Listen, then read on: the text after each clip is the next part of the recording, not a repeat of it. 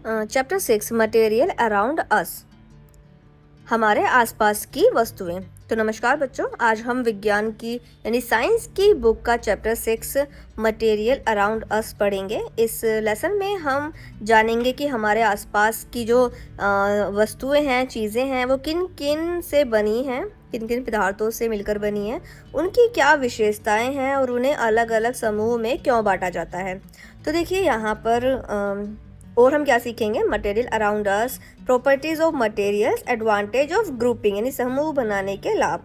तो चलिए शुरू करते हैं। मटेरियल अराउंड अस यानी हमारे आसपास की वस्तुएं। हमारे आसपास अनेक प्रकार की वस्तुएं हैं। इन वस्तुओं को उनकी समान विशेषताओं के आधार पर अलग अलग समूहों में रखा जाता है ताकि उन्हें आसानी से पहचाना और खोजा जा सके। उदाहरण के लिए जब हम किसी सुपरमार्केट में जाते हैं तो देखते हैं कि साबुन, शैम्पू, बिस्कुट, दाल, तेल आदि अलग अलग जगहों पर जो है रखे होते हैं। जब हम मार्केट जाते हैं तो आपने देखा होगा वो मिक्स तो नहीं रहते, वो अलग अलग रखे होते हैं।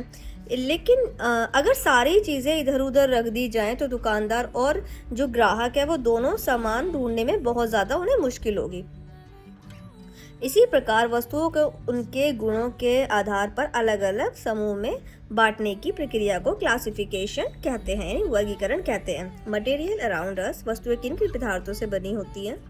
हम जानते हैं कि हमारे आसपास की प्रत्येक वस्तु एक या एक से अधिक पदार्थों से बनी होती है, जैसे कि कुछ लकड़ी से, धातु से, कांच से, प्लास्टिक से, कपास से, जूट से, पेपर से, क्ले से यानी मिट्टी से और सीमेंट से।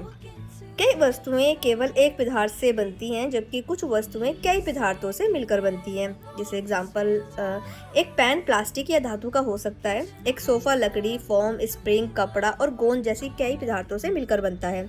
इसीलिए वस्तुओं को उनके निर्माण में प्रयुक्त पदार्थों के आधार पर समूह में बांटा जा सकता है। What is a material? पदार्थ क्या है, मटेरियल क्या है? कोई भी ऐसा पदार्थ या पदार्थों का मिश्रण जिससे कोई वस्तु बनी हो उसे मटेरियल कहते हैं। पदार्थ शुद्ध भी हो सकते हैं और अशुद्ध भी। जीवित और निर्जीव दोनों प्रकार की वस्तुएं एक या अधिक पदार्थों से मिलकर बनी होती हैं। निम्न वस्तुओं को उनके बनने वाले पदार्थों से मिलाइए। जैसे टेबल किससे है? Would say. शूज लेदर से। बुक पेपर से। जो यूटेंसिल्स स्टेनलेस स्टील से और क्लोथ्स कॉटन से। प्रॉपर्टीज ऑफ मटेरियल्स, पदार्थों के गुण। हर पदार्थ के गुण अलग अलग होते हैं, इसी कारण किसी वस्तु को बनाने के लिए उसी पदार्थ का चुनाव किया जाता है जो उस काम के लिए सबसे ज़्यादा उपयोगी हो। एग्जाम्पल, गिलास कांच, प्लास्टिक या स्टील का बनाया जाता है क्योंकि ये पानी को रोक सकते हैं, लेकिन कपड़े का गिलास नहीं बनाया जा सकता क्योंकि उसमें पानी रुक नहीं पाएगा और बाहर निकल जाएगा।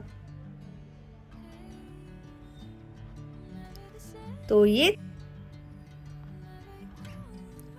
अब देखिए पेज नंबर 53 पर अपीयरेंस यानी बाहरी रूप।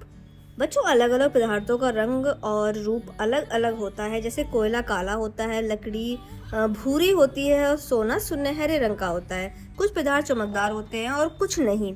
सोना, चांदी, तांबा, लोहा और एल्यूमिनियम जैसी धातुएं चमकती हैं। इससे चमक को लस्टर यानी चमक कहते हैं। लकड़ी, कागज, प्लास्टिक और चौक जैसी वस्तुएं चमकदार नहीं होती, इन्हें नॉन लस्ट्रस कहते हैं। देखिए लकड़ी से बनी 6 चीज़ों के नाम हैं, जैसे मेज, कुर्सी, दरवाजा, अलमारी, पेंसिल और खिड़की। हार्डनेस एंड सॉफ्टनेस, कठोरता किसी पदार्थ का महत्वपूर्ण गुण है। जो पदार्थ आसानी से नहीं दबते, नहीं कटते या खरोचे नहीं जाते, वे कठोर कहलाते हैं। जैसे पत्थर, लोहा, लकड़ी, हीरा। हीरा दुनिया का सबसे कठोर प्राकृतिक पदार्थ है। स्पंज, रुई और फोम जैसे पदार्थ आसानी से दब जाते हैं, इसीलिए ये मुलायम पदार्थ कहलाते हैं। पेज नंबर 54 पर टेक्सचर, किसी पदार्थ को छूने पर वह कैसा महसूस होता है, इसे उसकी बनावट कहते हैं। कुछ पदार्थ चिकने होते हैं, कांच, रेशम और शीशा। कुछ पदार्थ खुरदरे होते हैं, जैसे पत्थर, ईंट, रेत। अब देखिए डेंसिटी। डेंसिटी का अर्थ है किसी पदार्थ का भारी या हल्का होना। जिस पदार्थ की डेंसिटी अधिक होती है वह भारी होता है और जिसकी डेंसिटी कम होती है वो हल्का होता है। एक्टिविटी 6.2, विभिन्न वस्तुएं अलग अलग पदार्थ से बन सकती हैं, जैसे मेज लकड़ी, प्लास्टिक, धातु से। बर्तन स्टील, एल्यूमिनियम से। अलमारी लकड़ी, स्टील से। वॉश बेसिन चीनी मिट्टी से। फर्श पत्थर, टाइल से। स्कूल बैग कपड़े से। अब देखिए पेज 55, सोल्यूबल एंड इनसोल्यूबल। जो पदार्थ पानी में घुल जाते हैं उन्हें घुलनशील यानी सोल्यूबल पदार्थ कहते हैं, जैसे चीनी, नमक, नींबू का रस। जो पदार्थ पानी में नहीं घुलते उन्हें इनसोल्यूबल कहते हैं, जैसे रेत, चॉक, पाउडर, मिट्टी। केरोसिन पानी में नहीं घुलता बल्कि ऊपर तैरता रहता है।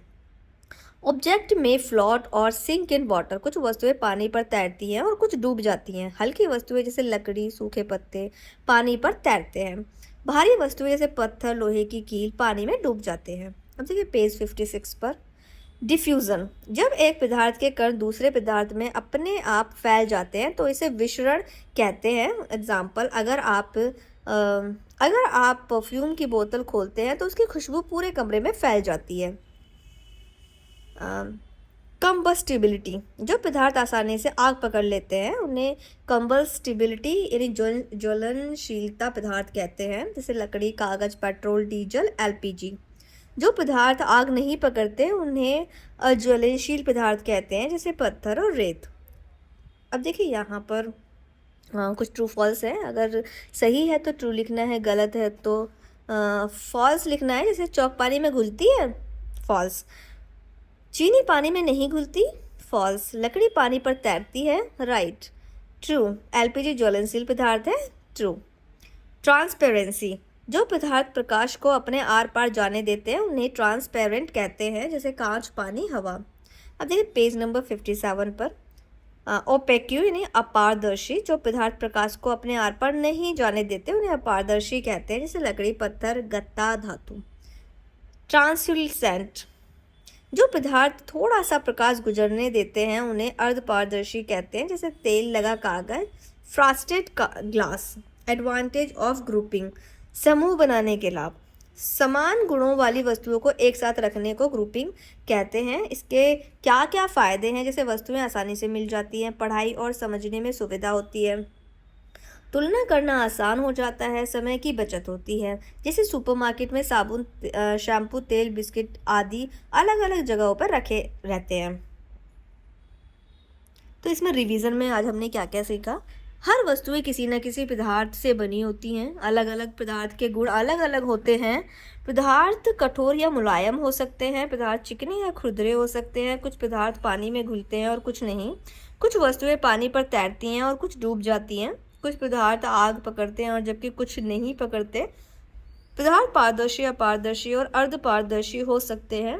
समान गुणों वाली वस्तुओं को समूह में बांटने से उन्हें पहचानना और उपयोग करना आसान हो जाता है।